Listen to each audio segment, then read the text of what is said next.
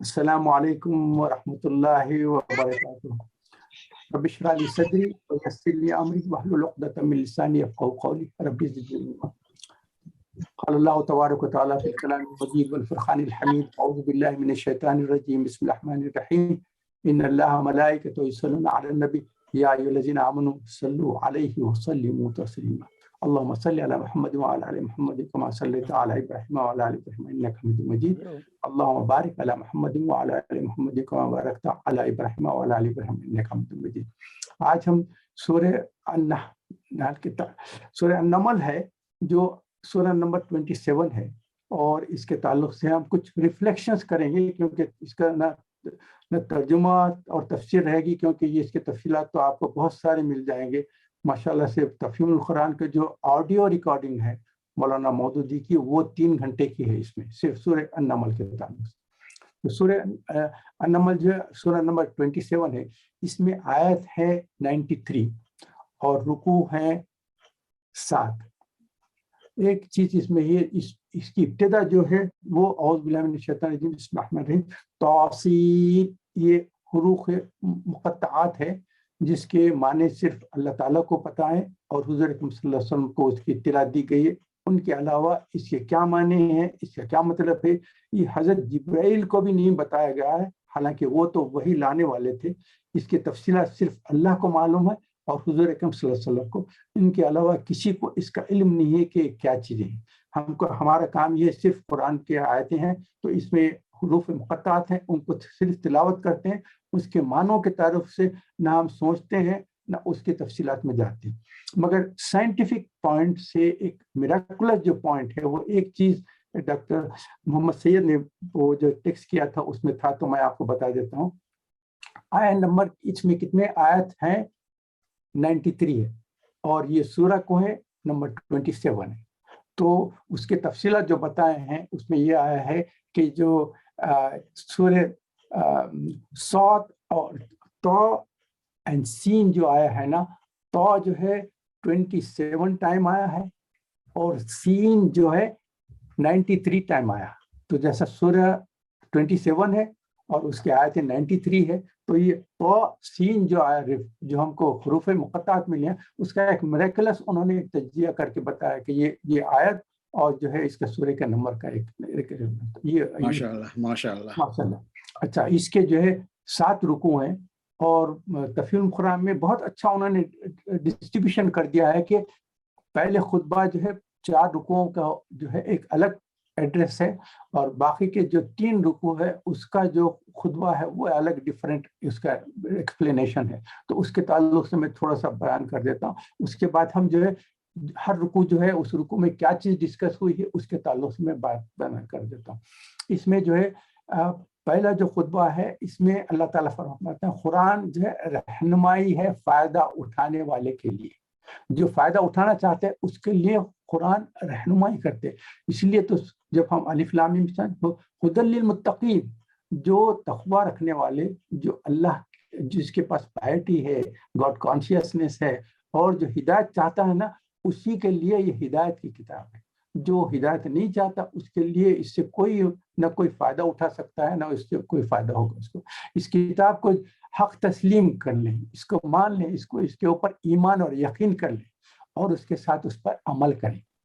تو یہ کریں گے تو کیا ہوگا؟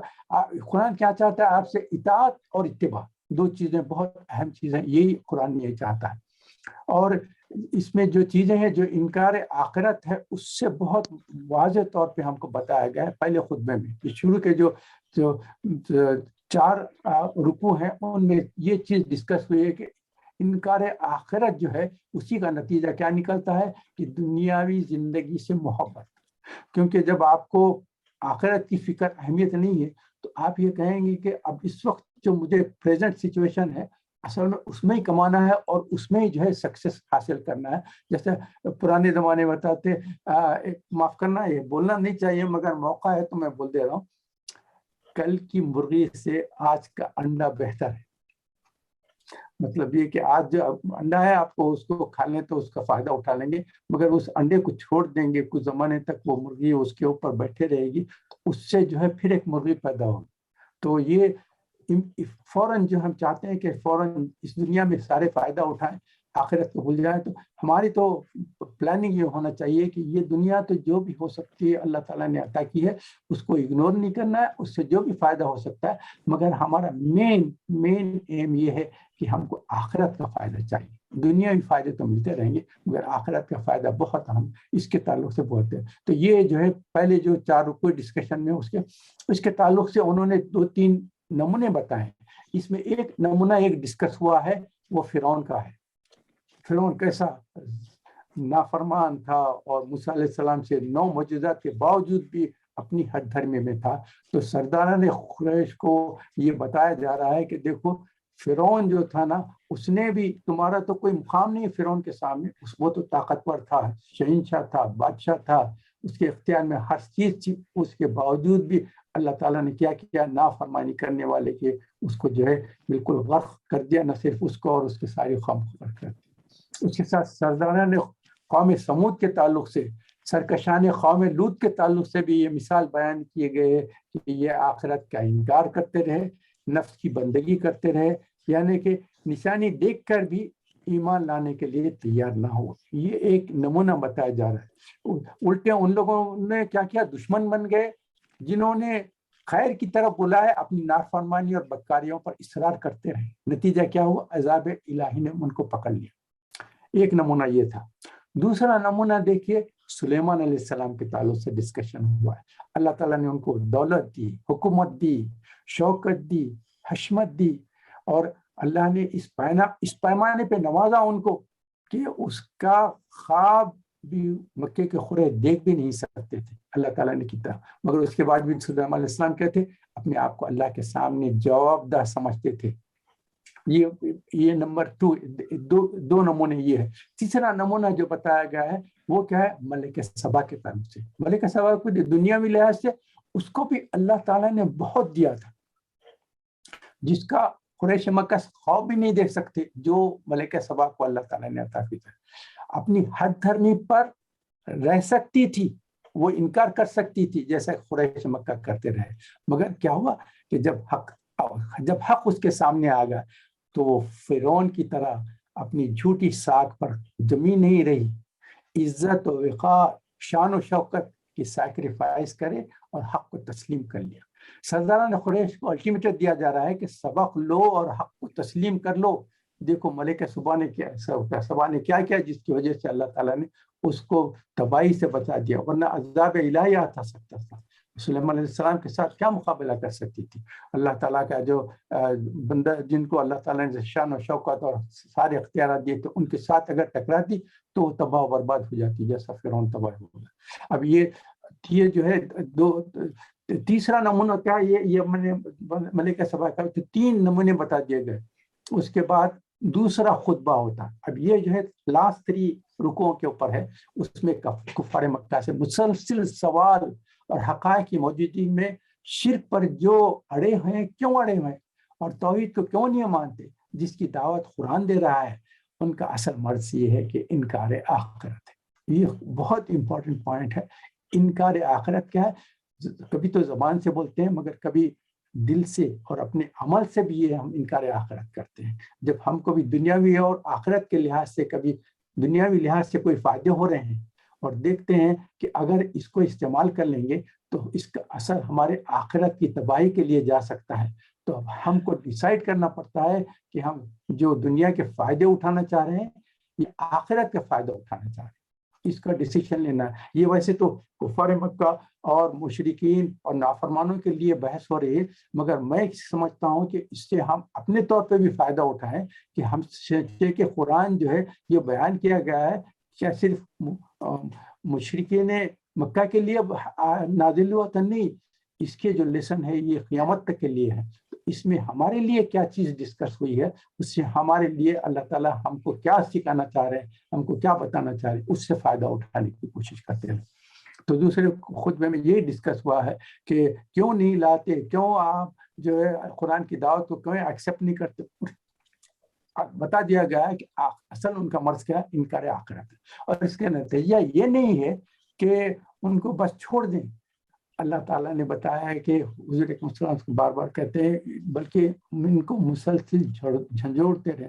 اللہ تعالیٰ نے حضور سے فرمایا کہ ہم نتیجہ آپ کی طرف سے نہیں چاہتے, آپ کا کام صرف جو ہے ان تبلیغ کرنا چاہیے.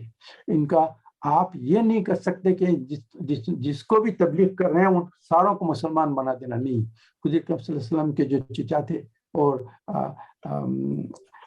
ابو لہب بھی جو ہے چچا ہوتا تھا, مگر وہ اس نے تسلیم نہیں کیا. تو حضور سے کہنا یہ ہے کہ آپ کا کام جو ہے صرف پہنچا دینا ہے, اور ہدایت دینا آپ کا کام نہیں, ہدایت دینا اللہ تعالیٰ کا کام ہے. اللہ تعالیٰ نے یہ بتا دیا. آخری 2 رکوع میں اس بات پر بہت زور دیا گیا ہے کہ نہ مان کر نقصان ملے گا, اور اگر مان لیں گے تو عذاب الہی سے بچ جاؤ گے. یہ 2 مین امپورٹنٹ پوائنٹ ڈسکس ہوئے. اب اس کے بعد میں جو ایک رکوع کے تعلق سے جو ڈسکس ہوا ہے وہ بتانے کا. پہلے رکوع میں کیا ہے, اللہ تعالیٰ بتاتے ہیں کہ یہ قرآن کیا ہے, تلک آیات القرآن و کتاب مبین. قرآن بھی ہے اور کتاب مبین سے مطلب یہ ہے کہ یہ جو لوح محفوظ میں جو کتاب موجود ہے, جو کہ لیلۃ القدر میں آہستہ آہستہ آہستہ جو نازل ہوئی ہے, اصل جو ہے وہ لوح محفوظ میں ہے, وہ کتاب مبین وہ ہے. اور یہ قرآن جو ہے تو آپ نے نازل فرمایا. قرآن کیا ہے, جس کو آپ قرأت کرتے ہیں, جس کو پڑھتے ہیں, اس تعلق سے بیان کیا. تو پہلے رکوع میں کیا ہے, ہدایت کے تعلق سے بتایا گیا کہ ہدایت جو ہے ایمان والوں کے لیے ہے, اور ہدایت جو ہے ایمان والے کون, جن کے لیے بشارت بھی دی گئی ہے. اور ان کے تعلق سے 3 باتیں بیان کیے گئے ہیں یہاں. ایک تو یہ ہے کہ ایمان والے کیا کرتے ہیں, ایک تو صلاح, نماز پڑھتے ہیں, صلاۃ. دوسری زکوٰۃ, اور تیسری جو ہے آخرت کی فکر ہے ان کو, اور آخرت کے اوپر یقین کامل. تو نماز تو ڈسکس ہوگی, صلاۃ ہے. زکوٰۃ کا چونکہ یہ مکی صورت ہے, تو زکوٰۃ تو جو ہے مدینے میں آنے کے بعد فرض ہوئی تھی, مگر اس سے مطلب یہ ہے کہ کیونکہ مدینے میں بھی فرض ہونے والی تھی اس کی طرف اشارہ دے دیا گیا. لیکن مکے والوں کے لیے زکوٰۃ کا مطلب یہ ہے کہ پاکی اختیار کرو, گناہوں سے پاک ہو جاؤ, نافرمانیوں سے پاک ہو جاؤ, جو تمہارے میں کمزوریاں ہیں, کوتاہیاں ہیں, ان سے اپنے آپ کو, اپنے نفس کو پاک کر دیں. یہ ایک میسج دیا گیا. اچھا, مومنین کے تعلق سے جو بتایا گیا, اس کے اپوزٹ کون لوگ ہیں, اس کے اپوزٹ کون لوگ ہیں, وہ جو ہے جو رونق دنیا کے اوپر شیفتا ہے اور اسی کے پیچھے پڑے ہوئے ہیں.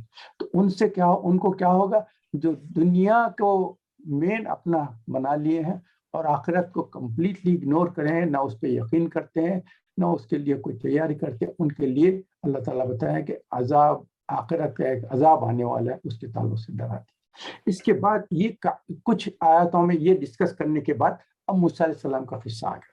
اچھا, موسیٰ علیہ السلام کا کیا ہے, موسیٰ علیہ السلام کا قصہ تو ہم نے کئی صورتوں میں جب دیکھیں, اور قرآن کی جب بھی آپ تلاوت کریں گے جو صورتوں پہ کریں گے, تو سب سے زیادہ کسی رسول کا جو ڈسکشن آیا ہے, جو واقعات ہیں, وہ موسیٰ علیہ السلام کی. یوسف علیہ السلام کا جو واقعہ تھا, ایک سورہ یوسف نازل ہوئی جس میں سارا ان کے پورے جو لائف ہسٹری تھی اس میں ڈسکس ہوتی. مگر موسیٰ علیہ السلام کے تعلق سے کوئی سورہ موسیٰ علیہ السلام کے نام سے کوئی صورت نہیں ہے, مگر موسیٰ علیہ السلام کا ذکر سارے قرآن میں بھرا ہوا ہے. ان کا جو 125 مرتبہ قرآن میں موسیٰ علیہ السلام کا نام لیا گیا ہے. اتنا نام کسی رسول کا, کسی پیغمبر, کسی نبی کا نہیں لیا گیا. حضور اکرم صلی اللہ علیہ وسلم کا بھی جو ہے نام لیا گیا, وہ 4 مرتبہ محمد اور 1 مرتبہ احمد آیا ہے سورہ قرآن میں, دیکھیں. مگر موسیٰ علیہ السلام کا جو ہے نام سے 125 کا. اچھا, ان کا جو ذکر ہوا ہے یہ ان کا جو ہے سفر ہے بس, کیونکہ قرآن میں جہاں بھی ڈسکس ہوئی پوری اسٹوری کو ہمیشہ ریپیٹ نہیں کیا گیا.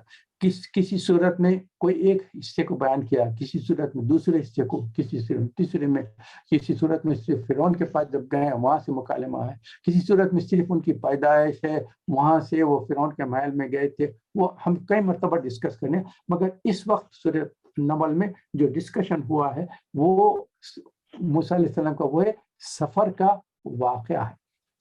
شادی کے بعد جب ان کے وہ جو پیریڈ تھا ان کا, جو اگری کرتے تھے کہ اتنے دن میں ان کے پاس ملازمت کروں گا, وہ ختم ہونے کے بعد اپنی بیگم کو لے کر اور کچھ جانور وغیرہ جو ان کے پاس تھے ان کو لے کر وہ سفر کیے ہیں. سفر کرتے کرتے رات میں ایک مرتبہ آیا کہ رات میں اندھیری رات تھی اور سردی کافی تھی, تو اس کی وجہ سے اب पहाड़ों के पास रास्ते में जाते हुए रुक गए, बैठे हैं और सर्दी से कांप रहे हैं, और उस वक्त मौका नहीं था, अंधेरी रात। उस वक्त देखे तो पहाड़ के ऊपर देखे तो रोशनी नजर आई।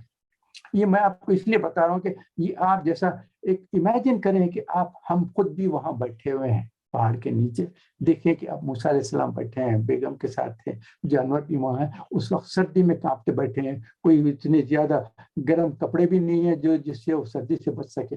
उस वक्त जब देखें तो पहाड़ के ऊपर देखे तो रोशनी नजर आ रही। तो उस रोशनी से क्या किया उन्होंने, दो चीजों को कुरान ने बताया है। उन्होंने अपनी बेगम से कहा कि देखो ये रोशनी नजर आ रही है, उससे दो फायदे उठा सकते हैं। उन्होंने जो एक प्लान बताया, उन्होंने कहा कि हो सकता है कि ये जो रोशनी है, कुछ लोगों ने सर्दी की वजह से आग लगाते थे ना, सूखे डालियों को, और उसको जो भी जलाने की चीज रहती थी, ताकि उससे एक न सिर्फ रोशनी भी हो रात के अंधेरे में, और दूसरे उससे हीट आए तो लोग अपने हाथ वगैरह अपने जिस्म को गर्म करते थे हीट से। तो उन्होंने कहा कि हो सकता है कि कुछ लोग हैं, तो अगर वो लोग हों तो मैं रास्ता मालूम करूं, क्योंकि अंधेरे में मैं रास्ता भटक गया हूं कि अब जो है मिस्र को जाने के लिए कौन सी रूट लेना बेस्ट है।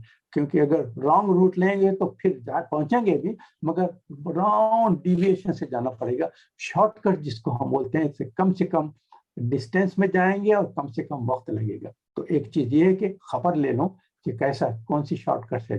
दूसरी ये है कि अगर कोई लोग ना भी हों और अगर आग जल रही है, उसमें से एक जलती हुई आग या उसका जो कोयला है उसको लाकर हम नीचे जब मैं ला लूंगा, तो यहाँ भी हम जो जो सूखे पत्ते वगैरह है और डालियां हैं उसको आग लगाकर उससे हम जो है एक तो रोशनी भी मिलेगी, और दूसरा ये है हम अपने आप को गर्म कर दें।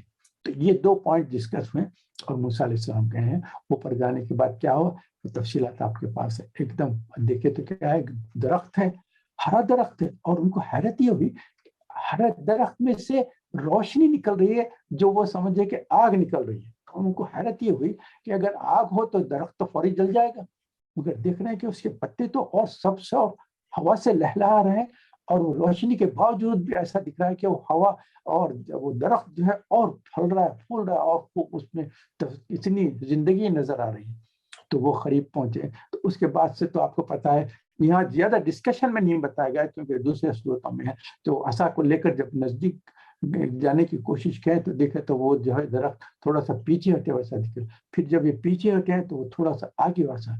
अभी ये गौर फिक्र में थे कि अंदर से आवाज है, या मूसा इन्नी अना अल्लाह। मूसा अलैहिस्सलाम के ऊपर कैसी कैफियत तारी होगी आपको मैं बता नहीं सकता। आप जस्ट इमेजिन करें कि एक तो रात का वक्त गए हैं, आग देखे हैं, और आग जो है ग्रीन हरे दरख्त से आ रही है। वो अभी सोच ही रहे हैं परेशानी में कि ये कैसा हो सकता है, और एकदम वहां से आवाज आई, और वो उस आवाज में इनको मुखातिब किया गया, इनका नाम लिया गया। अभी परेशानी की क्या हो रहा है, अनएक्सपेक्टेड है ना। उसके बाद जो है फिर अल्लाह ताला ने उससे बात की। उसके बाद कहा, मैं तफसीलात में इसलिए नहीं जाता क्योंकि हम ये बहुत मरतबा इस टॉपिक को डिस्कस करने हैं। तो जब जब जब एकदम उनकी हालत ऐसी उस वक्त अल्लाह ताला ने जब बातचीत किए हैं तो जब परेशान थे तो अल्लाह ताला ने क्या, उनकी जो परेशानी को कम करने के लिए, साइकोलॉजी है, देखिए ह्यूमन साइकोलॉजी को बता रहा हूँ, अल्लाह ताला ने क्या किया, उनका अटेंशन डाइवर्ट कर दिया। उस परेशानी में जब थे उनसे कहा, अल्लाह ताला ने पूछा कि तुम्हारे हाथ में क्या चीज है, तो फौरन जो दरख्त को देख रहे थे वहां से अपनी नजरें अपने असा पे आ गई। जैसे डाइवर्शन ऑफ अटेंशन हुआ, फौरी जो है उनको एक थोड़ा सा जो परेशानी थी वो खत्म हो के थोड़ा इत्मीनान आ गया। ये मेरी तो अपनी जानने वाली चीज है। उन्होंने कहा कि ये तो मेरा आशा है। अच्छा, अच्छा बोलने के बाद फिर अब वो देख रहे हैं कि अगर ये सिर्फ आशा है, एक आंसर देके फिर मैं ऊपर देखूंगा तो फिर मेरी कैफियत क्या होती। तो उन्होंने क्या किया, उस कंटिन्यूएशन को, उस जवाब को कंटिन्यू करने के लिए उसके 4-5 चीजें बता दी। ये ऐसा है, इससे मैं टेक लगाता हूँ, इससे जो है ऊपर से जानवरों के लिए पत्ते झाड़ता हूँ, और इससे कई काम लेता हूँ और ऐसा करता हूँ। तो अल्लाह ताला ने फरमाया कि बस इतना ही है मूसा, तुम्हारे असा में एक और चीज है जिससे तुम वाकिफ नहीं है, जरा इसको फेंक कर तो देखो क्या होता है। तो मूसा अलैहिस्सलाम ने फेंका, फेंकते आपको पता है कि वो पूरा अजदा बन गया। उसके देखते परेशान होकर भागने की कोशिश की, मुड़ के भी नहीं देखे, भाग रहे थे। तो फिर अल्लाह ने कहा, मूसा ڈرو نہیں، پلٹ جاؤ، یہ تم کو کوئی نقصان نہیں پہنچا سکتا. تو پہنچ گئے تو اس کے بعد پھر اس کو ہاتھ لگا دو، پھر ہاتھ رکھتے ہی پھر آسان. اس کے بعد پھر دوسرا معجزہ، تو جو اپنا رائٹ ہینڈ ہے نا وہ اپنے آرم پٹ میں رکھ لو، اس کے بعد نکالو. جیسے نکالے سفید اور روشن ہو گیا، ایسا کہ جیسا چاند چمکتا ہے، اس سے نور بھی آ رہا ہے، روشنی بھی آ رہی ہے، سفیدی بھی آ گئی کچھ. تو یہ 2 معجزے دیے گئے. پھر اس کے بعد اللہ تعالیٰ نے کہا کہ موسیٰ تم وہاں سے جاؤ، اور جانے کے بعد اپنے جو لوگ ہیں فرعون کے پاس جانا ہے، تم کو یہ بتانا. اب اس کے تعلق سے میں آپ کو ایک چیز بتاتا ہوں. مولانا مودودی نے تفہیم القرآن میں 2-4 پوائنٹس اس میں بتائے ہیں، اگر آپ کو موقع ہے تو دیکھیں. انہوں نے کہا کہ انہوں نے خود 1960 میں مولانا مودودی نے اس علاقے کی طرف جو کوتور تھا اس طرف وہاں سفر کیے ہیں، اور انہوں نے تفہیم میں ساری بتایا گیا ہے کہ یہ مقام جہاں حضرت موسیٰ نے جھاڑی میں آگ لگی ہوئی دیکھی تھی، کوہ طور کے دامن میں سطح سمندر سے تقریباً 5000 فیٹ کی بلندی پر واقع ہے. یہاں رومی سلطنت کے پہلے عیسائی بادشاہ قسطنطین نے 365 کے لگ بھگ ایک کیتھیڈرل بنایا تھا، کوئی چرچ وغیرہ بنا تھا. اس کے 200 برس بعد خیسر جو ہے جسٹس نے وہ یہاں ایک اور مونسٹری بنائی، اس کے اندر قسطنطین کے بنائے ہوئے کیتھیڈرل ہے. اس کے بعد جو ہے گریک آرتھوڈکس چرچ بھی بنا، اور وہ ہوا. اس کے تعلق سے بہت سارے انہوں نے اس زمانے کے لحاظ سے فوٹو کیے ہیں. وہ فوٹوز بالکل کلیئر نہیں ہے، کیونکہ اس زمانے میں آپ سوچیے جب تفہیم قرآن کے جو فوٹوز تھے وہ جب پرنٹ کے لیے دیں گے تو وہ بلوئش کلر کے اور پینٹنگ ہے، مگر انہوں نے کچھ بتایا ہے. میں اس کے تعلق سے آپ کو ایک چیز بتا دینا چاہتا ہوں، 1 منٹ.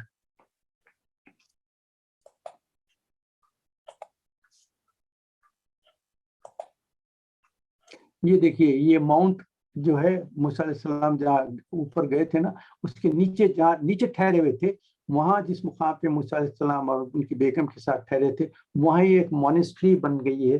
اس کے تعلق سے تفصیلات بھی آئے ہیں. اگر کسی کو انٹرسٹ ہے تو آپ یوٹیوب پہ یا انٹرنیٹ پہ جا کے جو ہے اس تعلق سے آپ ڈالیں گے تو موسیٰ علیہ السلام کا جو تھا کہاں تھے، وہ کیسا تھے، تو یہ آپ کے اس کے، اور اس کا ایک ویڈیو بھی ہے، 15 منٹس کا ویڈیو بھی اس میں بتائیں.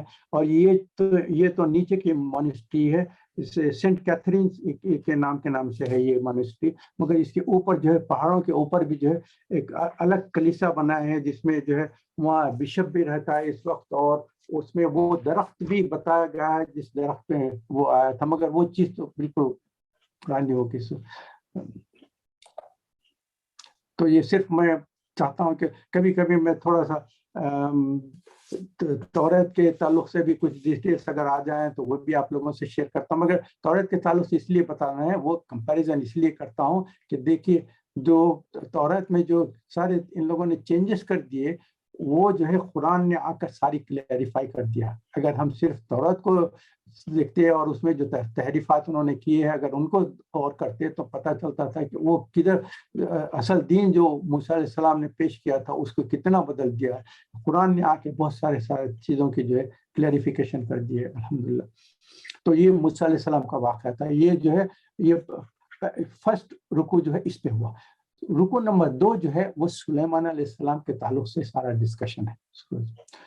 نمبر 3 جو ہے ملکہ سبا کے قبول اسلام کے اوپر ہے. تو یہ نمبر 2 اور نمبر 3 جو رکوع ہیں ان کے تعلق سے تھوڑا ڈسکس کر لیتا ہوں، کیونکہ اصل سورت جو ہے یہ نمل جو بتایا گیا ہے، یہ آیت جو ہے اس کی وجہ سے جو چونٹی کے تعلق سے آیا ہے اس کے تعلق سے بتایا. آپ کو پتہ ہے قرآن میں جو ہے 200 آیتیں ایسے ہیں جس میں جانوروں کے بارے میں کہا گیا ہے، اور 6 صورتیں ایسے ہیں جس میں جانوروں کے نام سے استعمال کیا ہے.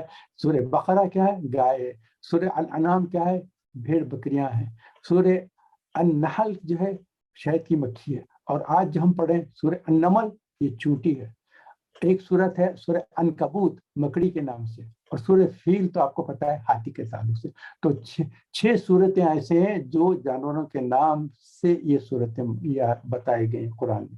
تو یہ آپ کو ایک مینشن کرنا چاہ رہا تھا کہ یہ آپ کو ڈاکٹر محمد سید جو ہے انہوں نے یہ پوائنٹ مجھے ٹیکسٹ کر دیا تھا، تو میں نے کہا آپ سے بھی شیئر کر دوں. تو یہ سورہ نمل کی جو ہے یہ اہمیت یہ ہے کہ اس میں یہ اللہ تعالیٰ نے جو ہے اس کے تعلق سے ہم کو بتایا گیا ہے کہ الحمدللہ جو چونٹی تھی وہ کیا تھی اور کیا کرتی تھی. تو سلیمان علیہ السلام کا جو واقعہ ہے اس میں یہ بتایا گیا ہے سلیمان علیہ السلام جو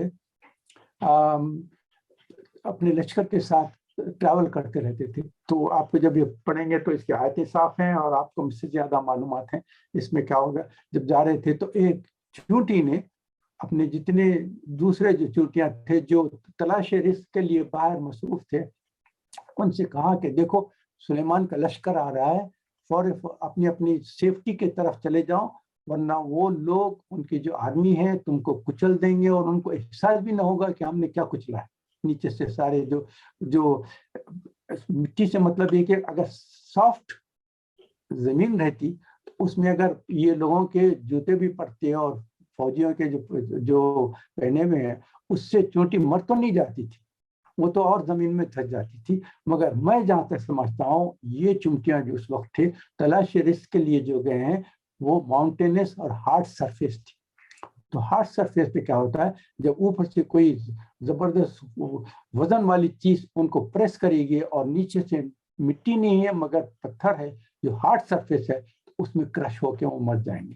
تو اسی لیے میں جہاں تک سمجھتا ہوں کہ وہ صاف مٹی نہیں تھی, وہ ہارڈ سرفیس تھی, جس کی وجہ سے اس نے کہا کہ ساری چونٹیوں کو اس ہارڈ سرفیس کو چھوڑو اور بھاگ کر جہاں بھی ہو سکتا ہے اپنی سیفٹی کے لیے یہ کر لو. تو اس سے ایک پوائنٹ اور بھی بتایا گیا ہے کہ یہ اس سے ہم کو ایک سبق لینا ہے. ہم کو کیا سبق لینا ہے کہ دیکھو چونٹی صرف اپنی سیفٹی کے لیے کوشش نہیں کی, اگر چاہتی تو ایک چونٹی بھاگ کر اپنے آپ کو بچا لیتی تھی, مگر اس کا خیال یہ تھا کہ دوسری ہماری جو کمیونٹی ہے ان سب کو سیفٹی کے لیے دعوت دی جائے. تو اس سے ہم کو ایک لیسن ملتا ہے کہ جہاں بھی دیکھیں کہ کوئی آفت آ رہی ہے, کوئی پریشانی ہے, کوئی مصیبت آ رہی ہے تو نہ صرف اپنے آپ کو بچانے کی کوشش کرے بلکہ اپنے ساتھ ساتھ اپنی کمیونٹی کو, دوسروں کو, دوسرے انسان جو ہے ان کی بھی بہتری کے لیے کوشش کرے. اس سب سے اہم چیز کیا ہے, آخرت کے, کیونکہ سورہ النمل میں آخرت کے اوپر بہت زیادہ کیا ہے. تو ہماری کوشش یہ ہے کہ نہ صرف اپنی آخرت سنوارے بلکہ اپنے جتنے دوست احباب جاننے والے ہیں اور جتنوں سے ہمارا کانٹیکٹ ہوتا ہے سب کو تاکید کرتے رہیں کہ دیکھو دنیا تو ملتے رہے گی, دنیا تو آپ کے حصے میں ہے, اللہ تعالیٰ آپ کو جو آپ کے حصے میں لکھا ہے وہ ضرور دے کر رہے گا. ہاں ہم کو محنت کرنا پڑے گی مگر اس کے ساتھ ساتھ یہ آخرت کی محنت زیادہ اہم ہے کیونکہ وہ ہمیشہ رہنے والی. کیونکہ دنیا کیا ہے آپ کو میں بتا دوں, ویسے تو میں یہ انکار نہیں کر رہا ہوں کہ محنت نہ کریں, ضرور محنت کریں کیونکہ اس کے لیے بھی ہم کو محنت کرنا ہے. مگر آخرت جو ہے آخرت کسبی ہے, کسبی بولتے ہیں, کسب بولتے ہیں محنت کرنے. آخرت جو ہے کسبی ہے, محنت سے کمائی جاتی ہے, اور دنیا کیا عطائی ہے, دے دی جاتی ہے. آپ چھوٹا موٹا کام کرو بہت سارے فائدہ ہوں. اب آپ کو ایک مثال دیتا ہوں, بادشاہوں کے جو بڑا لڑکا پیدا ہوتا تھا اس کو شہزادہ اور ولی عہد کہتے تھے. اس کا مطلب کیا رہتا تھا, جب بادشاہ ختم ہو جائے گا تو وہ بادشاہ بنے گا. اب یہ بتائے کہ جو بادشاہ کا جو بڑا بیٹا جو ولی عہد ہے وہ اس نے کیا محنت کی کہ وہ پھر بادشاہ بنے گا. کچھ نہیں محنت کی, صرف بادشاہ کے گھر میں پیدا ہوا ہے. تو دنیا کیا ہے عطائی ہے, اللہ تعالیٰ نے اس کو عطا کی, بغیر کسی محنت کے وہ بادشاہ بن جائے گا. البتہ آخرت کسبی ہے, آخرت کے لیے محنت کرنا ہے. آخرت جو ہے کمانا چاہیے اور محنت ہے. تو اس لیے تو اللہ تعالیٰ نے ہم کو دنیا میں اس لیے بھیجا ہے کہ یہاں آخرت کمانے کے لیے کیا کرنا ہے. صرف دنیا کمانے کی کوشش میں ہے کہ نہیں, آخرت کرنا ہے. کیونکہ دنیا کمانے سے میں کبھی نہیں روکتا, دنیا ضرور کمائے, کیونکہ وہ اللہ تعالیٰ نے ساری دنیا کس لیے پیدا کی, ہمارے لیے, انسانوں کے لیے پیدا کی. اس سے فائدہ اٹھانا ہے. اس سے جو بھی اللہ تعالیٰ جو ہم کو گائیڈنس دی ہے کہ کس طریقے سے آپ کو دنیا کمانا ہے, اس لحاظ سے اللہ تعالیٰ کی فرما برداری میں دنیا کمائے, اللہ تعالیٰ کی نافرمانی سے اپنے آپ کو بچاتے رہیں. جہاں کہہ دیا گیا کہ اس طریقے سے پیسہ نام جمع کرو, اس پیسے سود نہ لو, دھوکہ نہ دو, اور لوگوں کو پریشان نہ کرو, اور کسی کا قبضہ کر لے کے اور اس کو دھوکہ دے کر اور اس کو اس طریقے سے دنیا مت کما. دنیا کمانے کے لیے جو اللہ تعالیٰ نے ہم کو ہدایت دی اس طریقے سے دنیا کمائیں گے تو دنیا مل جائے گی. تو یہ سلیمان علیہ السلام اور نمل کے تعلق سے میں زیادہ ڈسکس نہیں کر سکتا. تو پھر سلیمان علیہ السلام نے کیا کیا, وہ اللہ تعالیٰ نے جو چونٹی نے کہی وہ بات سلیمان علیہ السلام تک پہنچا دی. تو وہ یہاں دو چیزیں بیان کی جاتی ہیں. پہلی چیز کیا ہے, یہ جیسے ہی سنی اس کے بعد وہ مسکرائے, اور مسکرانے کے بعد پھر ہنسی. دو پوائنٹ بتا دیے گئے. ان کو صرف یہ نہیں کہا کہ صرف مسکرائے نہیں یا صرف ہنسے, یہ نہیں, دونوں پوائنٹس اللہ تعالیٰ نے کیا. پہلی کیا ہے, پہلا ریئیکشن کیا تھا کہ چونٹی کی بات سن کر ان کو حیرت بھی کہ یہ دیکھو مسکرا کے دیکھے. اس کے بعد ہنسے یہ کہ اللہ تعالیٰ نے کتنا بڑا انعام ہے کہ جو اللہ تعالیٰ نے اس چونٹی کی جو بھی باتیں ہو رہی ہیں اور اپنی کمیونٹی کو ایسا بچانے کی کوشش کر رہے ہیں, دیکھو اس تعلق سے. اچھا, اس کے بعد انہوں نے ایک دعا مانگی ہے. یہ دعا میں آپ سے ریکویسٹ کرتا ہوں کہ اس کو کئی مرتبہ پڑھیں اور اس کو یاد کریں. اعوذ باللہ من الشیطان الرجیم. وقال ربی اوزعنی ان اشکرک نعمتک التي انعمت علی وعلی والدی وان اعمل صالحا ترضاه وادخلنی برحمتک فی عبادک الصالحین. زبردست دعا کی انہوں نے, اور اس کا مطلب بھی بتا دیتا ہوں یہ آپ کو. یہ جو ہے دعا جو ہے آیت نمبر 19 میں ہے, ضرور پڑھیں اور اس کو یاد کر لیں. اس کا ترجمہ میں بیان کر دیتا ہوں. اے میرے رب, مجھے توفیق دیجئے کہ میں آپ کے احسانات کا شکر ادا کر سکوں.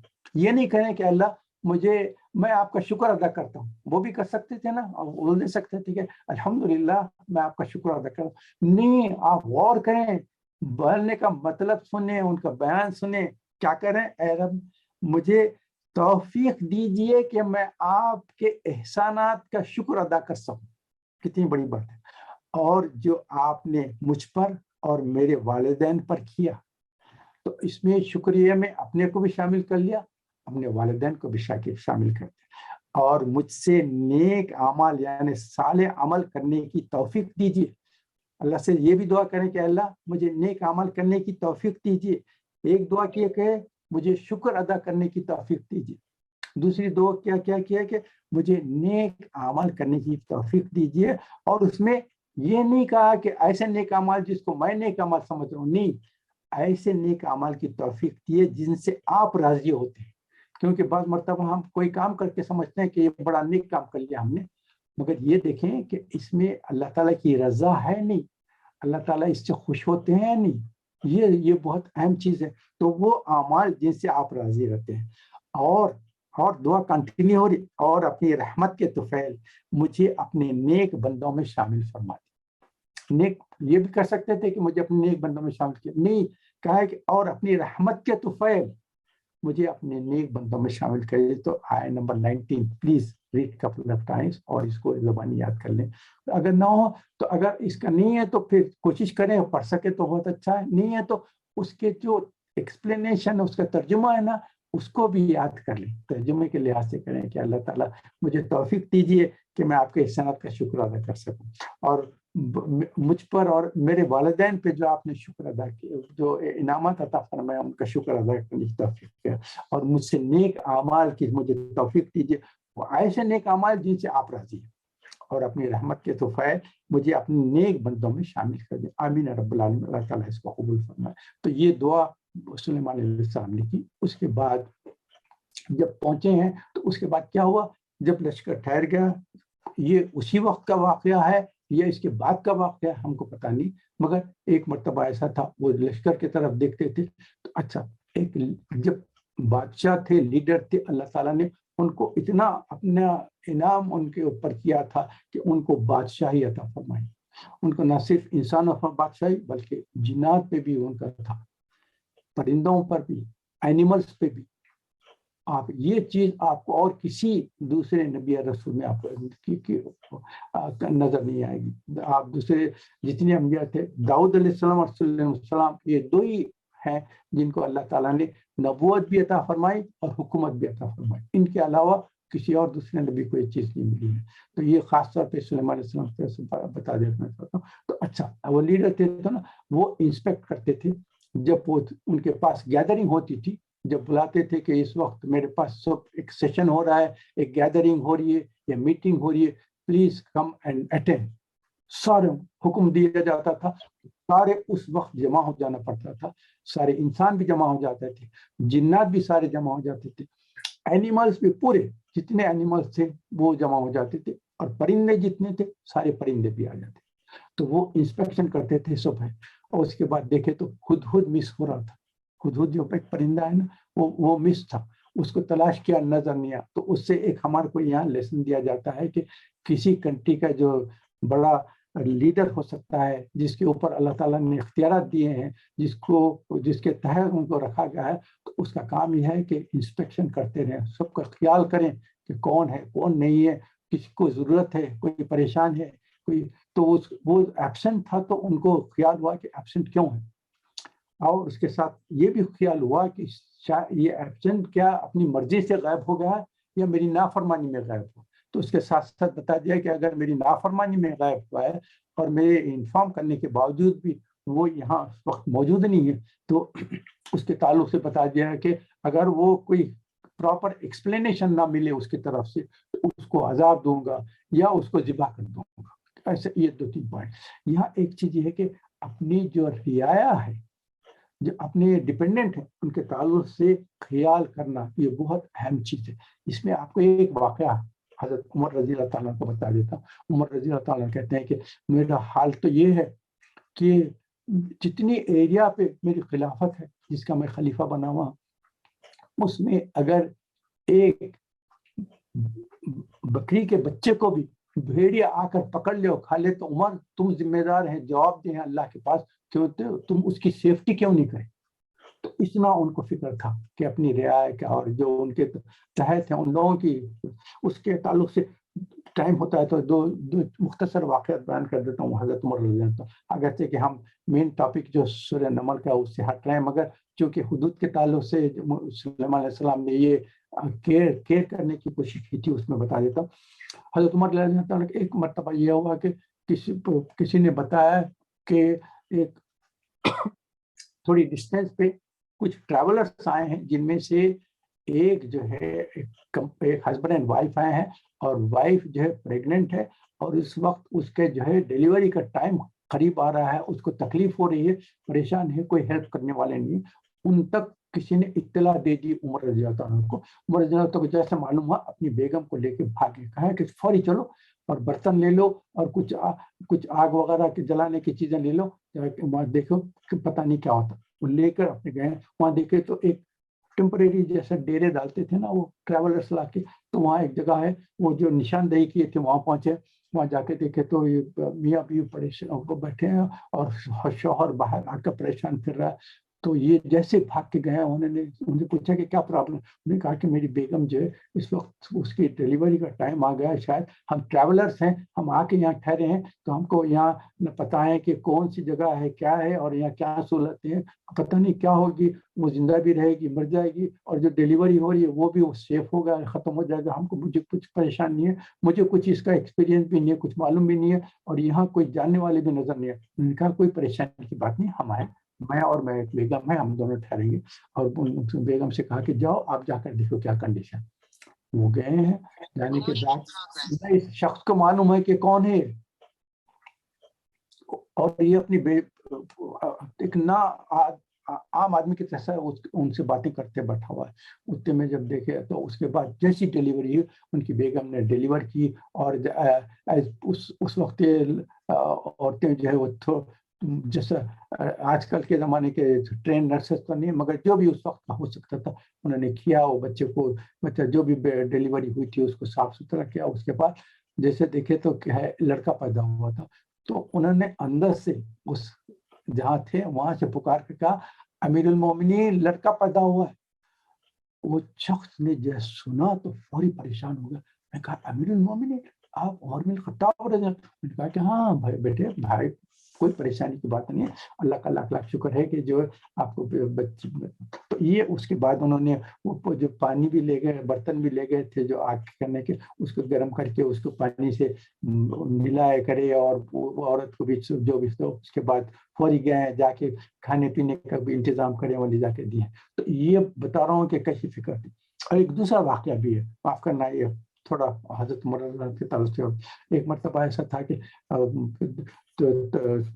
اپنے غلام کے ساتھ راؤنڈ کرتے تھے راتوں میں, جا کے دیکھیں تو ایک جگہ جو ہے پھر ایسے ہی ایک ڈیرا ہے جہاں کچھ ایک عورت ہے اور کچھ بچے بھی ہیں, رونے کی آوازیں آ رہے ہیں. وہ جا کر دیکھے تو کیا ہے, تو ایک عورت ہے اور ایک چھوٹے برتن میں کچھ پانی گرم کر کے اور ڈرائی جو لکڑیاں رہتے ہیں ان کو جلا کر جو ہے بنا. تو دیکھے تو لڑکے بچے ایسے بھوک سے رو رہے ہیں. تو انہوں نے پوچھا کہ کون ہے آپ؟ تو کہا کہ ہم جو ہے فلاں جگہ سے ٹریول کرتے ہوئے آ رہے ہیں اور یہاں آئے تھے, مگر یہاں آنے میں رات ہو گئی, بچے بھوکے ہیں, ایک دن سے کچھ کھایا نہیں اب تک بھی, اور میرے پاس نہ کوئی سورس ہے نہ یہاں سے کچھ لا سکتی ہوں, کچھ نہیں. تو بچوں کو رات کا وقت سلانے کے لیے میں ان کو تسکین دینے کے لیے برتن میں تھوڑا سا پانی گرم کر کے آگ لگائی ہوں, تاکہ بچوں کو کہے کہ تمہارے لیے کھانا بنا رہی ہوں. تو وہ جو ہے انتظار کرتے کرتے کرتے ان کی آنکھ لگ جائے گی تو سو جائیں گے. انہوں نے کہا کہ دیکھو یہاں کے خلیفہ بھی ہیں سنا میں کہ پتہ نہیں کہاں اپنے محلوں میں پھرتے رہتے ہیں یہ لوگ, ان کو پتہ بھی نہیں کہ ان کی رعایت کیسی گزر رہی ہے. سنتے انہوں نے کہا کہ آپ کوئی فکر نہ کریں, میں ابھی آتا ہوں. غلام سے کہا کہ فوری چلے, جا کے بیت المال میں گئے, تھیلی نکالے, اس میں جو ہے آٹا اور کچھ مجھے تفصیلات یاد نہیں ہے کہ شہد بھی رکھے اور کچھ جو چربی رہتی تھی یا گھی رہتا تھا وہ رکھے. یہ چیزیں جمع کر کے لے کے گئے ہیں. جانے کے بعد دیکھے تو کیا ہے, وہ جہاں آگ لگا رہے تھے وہاں سے دھواں نکل رہا ہے, بچے روتے بیٹھے ہیں. انہوں نے کہا کہ کوئی بات نہیں, اور وہ ان کا جو غلام تھا اس نے کہا کہ میں اٹھاتا ہوں. انہوں نے کہا کہ نہیں, تھیلا میرے کھانے پہ ڈال. انہوں نے کہا کہ نہیں میں اٹھا. انہوں نے کہا کہ نہیں, تھیلا مجھ پہ ڈال, کیونکہ قیامت کے دن میرا بوجھ تم نہیں اٹھا سکیں گے, میرا جو بوجھ رہے گا مجھے اٹھانا پڑتا ہے. تو انہیں لے کر گئے. وہاں جانے کے بعد دونوں مل کے آٹا گوندے ہیں, اس کے جو ہے کچھ بھی ہریرا وغیرہ جو بناتے ہیں نا وہ بنائے ہیں, اس میں جو گھی بھی ڈالے اور شہد بھی ڈالے اور جو بھی چیزیں ایڈ کر سکتے ہیں وہ ملائے پلا کے وہ جب تیار ہوگا تو اس کو نکالے. اس کے بعد بچوں کو شب دینا شروع کر دی. تو اس کے بعد اس نے کہا کہ بس اب کھانا دے دیے. غلام نے کہا کہ چلے اب چلے. انہوں نے کہا کہ نہیں, تھوڑی دیر بیٹھ جاؤ. اور وہ غلام کہہ رہا ہے کہ میں جب دیکھا تو امیر المومنین کے پاس جو دھواں آ رہا تھا اس کے قریب تھے, تو ان کی داڑھی میں سے بھی ایسا دکھ رہا تھا دھواں جو ہے ان کی داڑھی کی طرف سے پھر جا رہا. اس نے کہا کہ اب تو ختم ہوگا. انہوں نے کہا کہ تھوڑی دیر بیٹھ جاؤ, میں ان بچوں کو روتے دیکھا تھا, اب میں چاہتا ہوں کہ وہ کھانا کھانے کے بعد ان کے چہروں کو ہنستے دیکھنا چاہتا ہوں, اس کے بعد میں جاؤں گا. تو جب وہ لوگ کھانا وانا کھا کے جب پیٹ بھر گیا تو جب ان کے چہروں پہ مسکراہٹ آئی تو پھر حضرت عمر نے کہا ہاں چلو اب چلو. تو یہ بتا رہا ہوں کہ جو امیر المومنین رہتے تھے, مسلمانوں کے جو لیڈر تھے, اپنی رعایا کے ہر چیز کا تعلق سے فکر مند رہتے تھے. جیسے سلیمان علیہ السلام نے حدود کے غائب ہونے سے, خیر اس کے بعد میں اصل واقعہ پہ آتا ہوں. حدود کے جب دیکھے پوچھے کہ کہاں ہے, اس نے کہا کہ میں ایک ایسی جگہ سے آ رہا ہوں جہاں ایک ملکہ ہے جو سورج کی پوجا کرتی ہے اور اس کے طاقتور ہے, اس کے دنیا کے سارے لوازمات اس کے پاس ہے, اور اس کے پاس ایک ایسا تخت ہے جو میں نے کبھی نہیں دیکھا, سونے کا زبردست تخت ہے, جڑاوت میں بنگا ہوا ہے وہ. تو سلیمان علیہ السلام نے کہا کہ اچھا تو ایسا ہے. تو اس کے بعد یہاں سیدھے کی آیت بھی ہے, جب آپ تلاوت کریں گے تو سیدھا بھی کر لینا. اور صرف اس کے بعد جو ہے سلیمان علیہ السلام نے خط لکھا بسم اللہ الرحمن الرحیم. اس کے بعد اتنا مختصر خط ہے جو آپ پڑھیں, اور آپ کو یاد رکھیں کہ بسم اللہ الرحمن الرحیم جو آیا ہے پورے قرآن میں صرف سورۃ نمل میں لکھا ہوا ہے. اس کے علاوہ کسی صورت کے اندر بسم اللہ الرحمن الرحیم انسائڈ لکھا ہوا کہیں نہیں.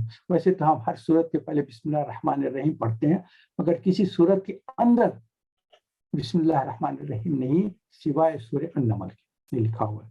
تو انہوں نے کہا بسم اللہ الرحمن الرحیم, یہ جو ہے سلیمان کی طرف سے ہے, اور فوری تم اسلام مجھے ایکسیپٹ کر لو. مسلمین کا لفظ آیا کہ بسم اللہ الرحمن الرحیم, اللہ تعالی علیہ اتونی مسلم، جو آپ کے میرے ساتھ مقابلے کے لیے زور نہ کرو اور میں جو کہہ رہا ہوں حکم بردار بن جاؤں گے. وہ لیٹر لے کے گیا. اس کی تفصیلات آپ قرآن میں پڑھیں گے تو اس میں ہے کہ وہ اب وہ ایکسپلینیشن ہے وہ کب، یا وہ سو رہی تھی تو اس کے اوپر لا کے رکھ دیا، یا وہ ہوشیار تھی اس وقت حدود لا کے رکھ دیا. اس کے بعد مگر سلمان وسلم نے کہا کہ یہ دینے کے بعد تم انتظار کرو اور دیکھو کہ اس کا ریئیکشن کیا رہتا. وہ خط اٹھا کے پڑھی اور اس کو حیرت بھی ہوئی کہ خط جو ہے میرے پیلس میں جہاں میں سلیپ کرتی ہوں، میرے پرائیویٹ ریسیڈینشیل ایریا میں، جو میرا کوٹ جس میں کوئی کسی کو اجازت نہیں داخل ہونے کی، یہ لیٹر میں سب کچھ کہا. پھر انہوں نے سوچا ہوگا کہ یہ حدود، کسی نے کہا کہ حدود ان کے سامنے لا کر رکھ دیا تھا. بہرحال وہ جو بھی ہو، میں تفصیلات میں نہیں جانا چاہتا. اس نے پڑھا لیٹر، پڑھنے کے فوری بعد وہ خود دیکھ بھی رہا ہے کہ یہ کیا ڈسکشن کرتے. فوری انہوں اپنے کال کیا کہ جتنے اس کے لیڈرز تھے، اس درباریاں تھے، سب کو کہا کہ ایمرجنسی میٹنگ فورس جمع ہو گئے. کیا چیز ہے؟ انہوں نے کہا کہ دیکھو ایک لیٹر آیا ہے، اور لیٹر ایک جو ہے میں جہاں تک سمجھتی ہوں کہ جو لیٹر لکھنے والے ہیں زبردست طاقت، قوت اور شوکت والے ہیں، جو ایک ملکہ سے اس طریقے سے ایڈریس کر رہے ہیں. اس کا مطلب میرے سے بہت اوپر ہیں. ان کے پاس نہ صرف دولت ہوگی، طاقت ہوگی، قوت ہوگی، بلکہ ہماری آرمی سے کئی زیادہ ان کی آرمی ہوگی. تو جب کہیں ان کو کانفیڈنس ہے جو مجھ سے بات کر رہے ہیں. اگر میرے سے کمزور رہتے تھے ان کو تو موقع بھی نہیں، ان کی تو اتنی جرت بھی نہیں تھی کہ میرے سے اس طرح سے بات کریں. اور یہ تو تمہارا میں مشورہ چاہتی ہوں. تو انہوں نے کہا کہ آپ کو کوئی ضرورت نہیں، آپ کہیں تو ہمارے پاس زبردست طاقتور فوج ہے، ہم تو بڑے بڑے کسی سے بھی چاہیں تو ہم مقابلہ کریں. اس نے کہا کہ نہیں، کام ڈاؤن، مقابلے کی بات چھوڑ دو، کیونکہ مجھے پتا ہے کہ جس طریقے سے انہوں نے بتایا اگر وہ ہم پہ حملہ کریں گے اور ہم سے مقابلہ کریں گے تو یہ ایک الٹیمیٹم چیز یہ ہے کہ وہ جب بھی آئیں گے تو اگر زبردست قوت والے ہیں تو سب سے بڑا کام کریں گے، جو اوپر والے ہیں ان کو سب سے زیادہ ذلیل کریں گے. جس کے پاس اختیارات ہے، جس کے پاس ملکیت ہے، ان کو تباہ کر کے کہتے ہیں زبردست. تو اس نے کہا کہ نہیں، ہاں البتہ یہ ہے کہ اب ان کو ٹیسٹ کرنے کا یہ ہے کہ اگر وہ دولت کے پیچھے ہیں تو میں تحفے تحائف ان کے پاس بھیجاتی ہوں اور دیکھیں گے تو وہ تحفہ ایکسیپٹ کر لیں گے. تو اس کا مطلب یہ ہے کہ صرف دولت کے پیچھے. اگر نہیں، ان کو دولت کی فکر نہیں ہے، وہ صرف ہم جو راستے پہ چل رہے ہیں، اگر ہمارے میں کوئی گمراہی ہو اس کو سیدھے کرنے کے اور ہدایت کرنے کے طریقے، تو پھر ہم کو اس تعلق سے بات کریں. تو وہ سارے تحفے، سونے کی اینٹیں اور جواہرات وغیرہ بہت سارے تحفے لے جا کر بھیجے. سلیمان صاحب کے پاس گئے تو ان کے پاس جب پہنچے ہیں تو بس تفاسیر میں یہ آتا ہے کہ سلیمان صاحب نے کہا کہ اچھا وہ تحفے میرے پاس بھیجا رہی ہے، سونے کی اینٹ بھیجا رہی ہے، تو وہ جو راستہ ہے نا، وہ راستے میں سارے سونے کے اینٹیں بچھا دو. اب جو قافلہ آیا ہے پریزنٹ لے کے، تو وہ تو کشتیوں میں اور پارسلس میں سونے کے اینٹیں لے کے آئے. جب دیکھے تو کیا جس راستے پہ چل رہے ہیں وہاں تو سونے کے اینٹیں زمین پہ بچھا دیے گئے ہیں. تو ان کو فوری ان کو محسوس ہوا کہ ارے یہ تو ایک غلط جگہ پہ ہم لے کر آئے، ہمارے جو تحفے آئے ہیں ان کی کیا ویلیو ہے ان کے ساتھ. پر اللہ کر وہ تحفے وغیرہ لا کے مسلمان سے کہا کہ مجھے تحفے کی ضرورت نہیں، تم سارا لاؤ. ہو سکتا ہے کہ انہوں نے اور اپنے پاس سے بھی کچھ تحفے دے. انہوں نے کہا کہ مجھے تحفے کی اور دنیا نہیں چاہیے، میں تو یہ چاہتا ہوں کہ جو سورج کی جو عبادت کریں اس کو چھوڑ دو، اللہ کی عبادت، توحید اور وحدانیت کی طرف آؤ. پھر اس کے بعد واقعہ تفصیل سے آتے ہیں، میں زیادہ ڈسکشن میں نہیں جاتا. وہاں سے اس کے بعد نکل کے واپس آئے ہیں. اس کے بعد ملکہ سبا آئی ہے، اس کے بھی تفصیلات سے ہے. وہ فوری جو ہے پھر وہ محل میں آئی ہے. اس کے بعد وہ تخت جو تھا، تخت کے لیے کیا کیا انہوں نے کہا کہ اس کے تخت کی جو حدود نے بہت تعریف کی ہے، تو میں چاہتا ہوں کہ اس کا جو تخت ہے وہ اس محفل میں کوئی لا سکتے ہیں. تو ایک جو جن تھا جو طاقتور تھا، اس نے کہا کہ میں زبردست طاقتور ہوں، میں فلائی کروں گا، جاؤں گا، اور کتنے ہزار میل کا فاصلہ ہے کوئی بات نہیں، اس تخت کو اٹھا کر پھر آپ کے پاس لا لوں گا. آپ کی جو میٹنگ ہے وہ 1 گھنٹے 2 گھنٹے 4 گھنٹے کی جو میٹنگ ہے، وہ میٹنگ ختم ہونے کے پہلے تک میں لا کے رکھ دوں. مگر اس میں بتایا گیا کہ ایک جو آصف بن مرخیہ کا نام دیا گیا، مگر بعض تفاسیر کی کتابوں میں مگر اس صحیح غلط ہے، میں ڈسکس کرنا نہیں چاہتا. مگر انہوں نے جس کو اللہ تعالیٰ نے دین کا قرآن کا علم دیا تھا، اس نے کہا کہ میں آپ کو پلک جھپکتے کے جو ٹائم رہتا ہے نا، اس میں تخت لا دوں.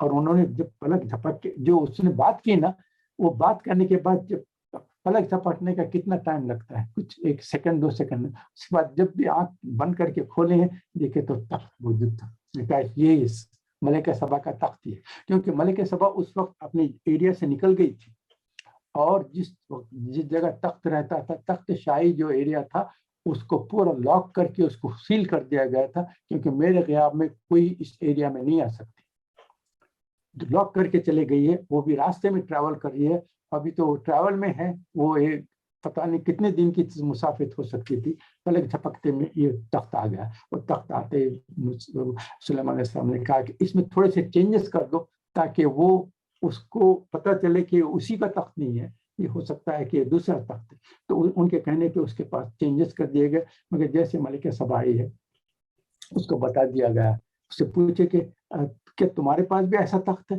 اس نے کہا کہ یہ دکھتا تو وہی ہے مگر کچھ چینجز ہے اس میں، یہ چینجز ایگزیکٹلی یہ نہیں ہے مگر اس قسم کا یہ ہے۔ وہ جب دیکھی تو اس کے اوپر اور بھی ہیبت طاغی ہو گئی کہ ان کے پاس تو سونے کے اینٹیں تو رستے میں بچھا دیا ہے، اور میں اپنے تخت پہ جو نازاں تھی یہاں دیکھے تو وہ تخت ادھر کونے میں ڈال کے رکھ دیے، سلیمان علیہ السلام اس تخت پہ بیٹھے بھی نہیں ہیں، وہ جہاں بیٹھیں گے ان کا آپ نے جو ایریا تھا وہاں بیٹھے ہوں گے، وہ تخت تو صرف سامنے رکھ کے بتانے کے لیے ہے۔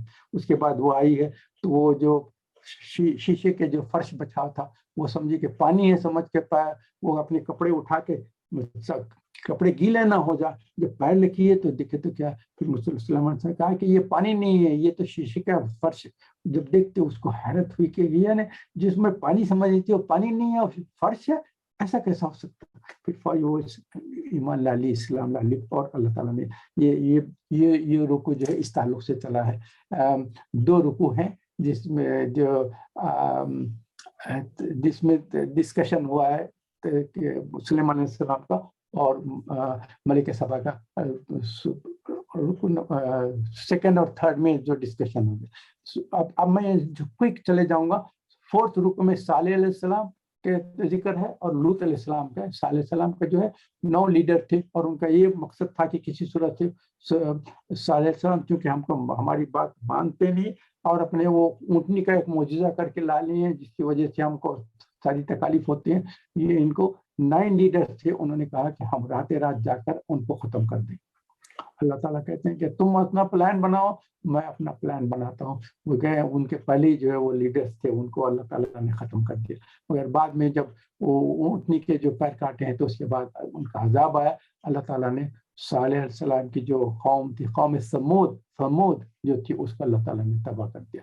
لوط علیہ السلام کے تعلق سے بھی یہاں جو ہے بالکل مختصر کئی چھوٹا چھوٹا ذکر ہوا ہے، صالح علیہ السلام کے تعلق سے بھی ذرا زیادہ ہوا ہے، اس کے بعد لوط علیہ السلام سے بھی کہا گیا ہے کہ ان کی بھی قوم تھی، کتنا کوشش کرتے رہے سمجھانے کی مگر سمجھے نہیں، اللہ تعالیٰ نے اس کے بعد ان پوری قوم کو تباہ کر دیا، کوئی نہیں بچے لوط علیہ السلام اور ان کے خاندان والے سوائے ان کی بیوی کے، وہ رہ گئی، جو تباہ ہونے والے تھے وہ جس پہ عذاب آئے ان کے ساتھ۔ تو یہ رکو 4 تھا۔ رکو 5 میں اللہ تعالیٰ کی بڑائیاں بتائے گئے، 5 مرتبہ اللہ تعالیٰ نے سوال کیا ہے کہ آسمان اور زمین کی پانی اور کھیتی کس نے پیدا کی، زمین کو مضبوط کس نے کیا، نہریں کس نے جاری کیے، اور یہ 2 ہے۔ نمبر 3 یہ پریشان والے جو ہے پریشانی میں پکارتے ہیں تو ان کی دعا قبول کرنے والا کون ہے، ہدایت، اللہ تعالیٰ اندھیروں میں کیسا آپ کو روشنی پہنچاتا ہے، بہترین خوشگوار ہوائیں آپ کو کون پہنچاتا ہے، تخلیق اول اور روزی اور شرک کرنے والوں کے اوپر جو ہے عذاب آتا ہے، یہ کون کرتا ہے، یہ اللہ تعالیٰ نے 5 مرتبہ یہ جو ہے، یہ آپ جب پڑھیں گے نا، یہ اس سے جو ہے 21 جو نہیں 20واں پارہ شروع ہوتا، اعوذ باللہ من الشیطان امن خلق السماوات والارض وانزل لكم من السماء ماء فانبتنا به حدائق ذات بهجة ما كان لكم ان تنبتوا شجرها أإله مع الله بل هم قوم أإله مع الله، اب کوئی اور حاکم ہے اللہ کے سوا، یہ اللہ تعالیٰ قرآن میں پوچھ رہے ہیں۔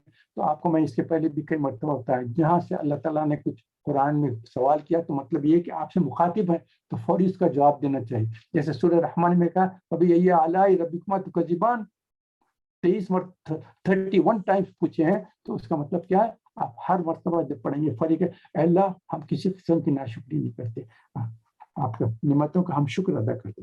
تو جب بھی یہ آئیں گے امن خلق کے الہ مع اللہ 5 مرتبہ یہاں ہے، جب بھی آپ قرآن پڑھیں گے الہم اللہ فوری آیت اس کی فوری بات کہ لا الہ الا انت، کوئی معبود نہیں ہے اللہ سوائے آپ کے. تو یہ 5 مرتبہ جب سوال ہوں گا 5 مرتبہ اس کے فوری بات آپ لا الہ الا انت، کوئی معبود نہیں سوائے اللہ آپ کے، یہ چیز ڈسکس ہے. اس کے بعد جو ہے 6 جو رکو ہے اس میں کافروں کی ہر دھرمی، ان کے جو ہے حالات جو بھی ہے ظاہر اور پوشیدہ اللہ تعالیٰ سب سے واقف. حضور اکرم صلی اللہ علیہ وسلم کو اللہ تعالیٰ تسکین دے رہے ہیں، یہ دیکھیے. اور ایک چیز یہاں ہے دابت الارض مینشن ہوا ہے. دابت الارض کیا ہے؟ ایک جانور ہے جو زمین سے نکلے گا. وہ صفا مروہ تو جو حج کے لیے عمرے کے لیے جاتے ہیں نا، وہاں پہاڑی میں سے نکلے گا اور وہ بات چیت کرے گا. اس کے تعلق سے میں زیادہ ڈسکس اس لیے نہیں کرتا ہوں کہ یہ بہت بڑا ٹاپک ہے. اس میں بہت سارے تفاصیر میں قصے ایسے ایسے چیزیں ڈسکس کی ہیں جس کا مجھے اس کے تفصیلات بیان کرنے سے بھی میں احتیاط کرنا چاہتا ہوں. دعوت اللہ میں مینشن کیا گیا ہے یہ قیامت کے پہلے آئے گا. یہ قیامت کے جو 10 نشانیاں ان میں سے ایک نشانی یہ بھی ہے جو سورج کو جو ہے اس کے بجائے ویسٹ سے نکلے گا. دجال ہے، عیسیٰ علیہ السلام کی جو ہے آنا ہے، اور یہ دعوت اللہ، یہ 10 جو نشانیاں ان میں سے ایک دعوت اللہ بھی ہے. یہ نشانی ہے انشاءاللہ پھر کبھی تفصیل سے ڈسکس کریں گے. آخری رکوع میں اللہ تعالیٰ قیامت کے حوالے سے بتاتے ہیں کہ سور پھونکا جائے گا، پہاڑیں جن کو دیکھ رہے ہیں کہ یہ مضبوط سالڈ جو ہے یہ روئی کے گال بن کے چلے جائیں گے. جتنے لوگ نیک لوگ رہیں گے وہ امن و سکون میں رہیں گے. منکرین کے لیے آگ ہے. آخر میں قرآن یعنی اللہ کی باتیں اللہ تعالیٰ بیان کرتے ہیں کہ میری باتیں ہیں. اس کے بعد کہ وہ ہمیشہ نشانیاں بتاتے رہے گا. قرآن ہمیشہ آپ کو نشانیاں بتاتے رہے گا. اور اللہ تعالیٰ واقف ہے ہر چیز سے، جو وہ کر رہے ہیں اور جو آپ کر رہے ہیں اس کے تعلق سے بتایا گیا. ایک اہم پوائنٹ بتا کر میں آج کی بات ختم کر دینا چاہتا ہوں. پلک جھپکنے کے تعلق سے، بلنک آف آئی جو بولتے ہیں نا، اس کے تعلق سے آپ کو بتا دیتا ہوں. حضور اکرم صلی اللہ علیہ وسلم نے کہا کہ اپنی بیٹی فاطمہ سے، بیٹی میں تم سے محبت کرتا ہوں اور تم کو ایک دعا سکھانا چاہتا ہوں.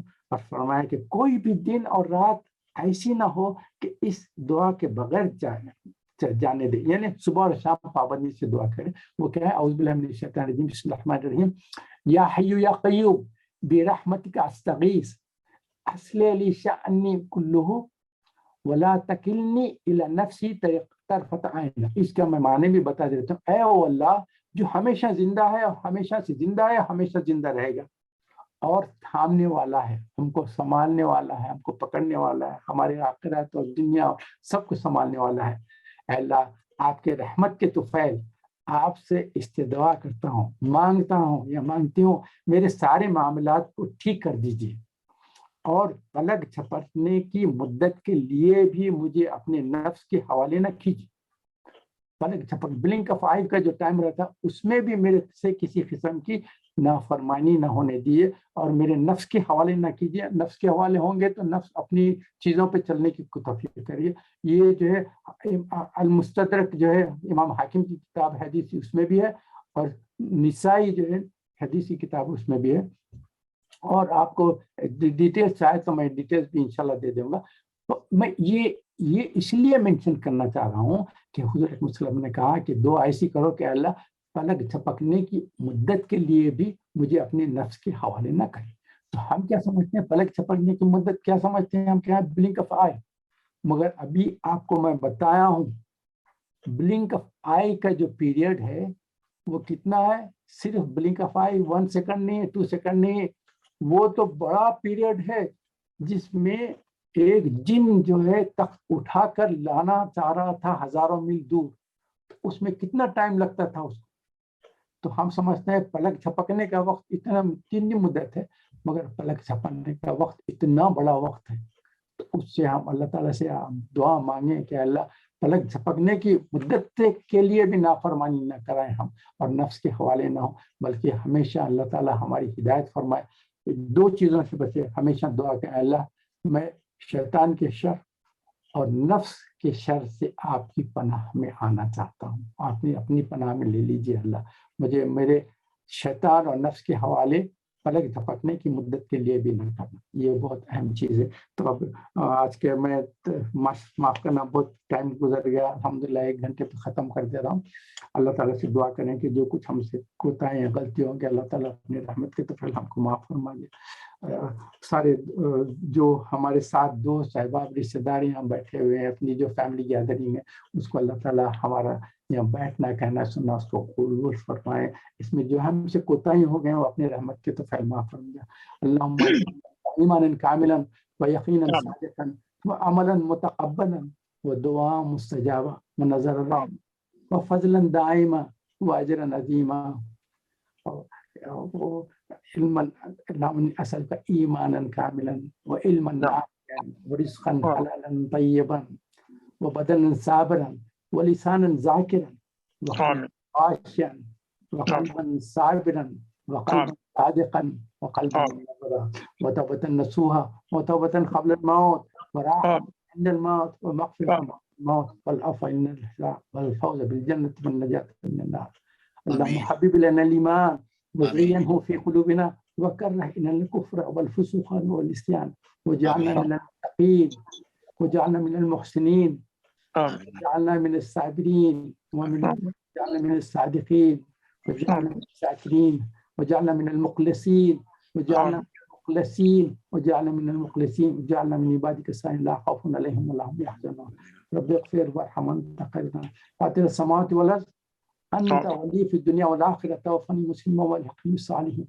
ربنا آتنا في الدنيا حسنة وفي الآخرة حسنة وقنا عذاب ربي ارحمهما كما ربياني صغيرا. ربنا هب لنا من ازواجنا وذرياتنا قرة اعين واجعلنا للمتقين اماما. اللهم اني اسالك ایمانا کاملا وصادقا. سارے دعاؤں کو اپنے رحمت کے طفیل قبول فرما لے. آمین آمین. اللهم صل على محمد وعلى ال محمد كما صليت على ابراهيم وعلى ال ابراهيم انك حميد مجيد. اللهم بارك على محمد وعلى ال محمد كما باركت على ابراهيم وعلى ال ابراهيم انك حميد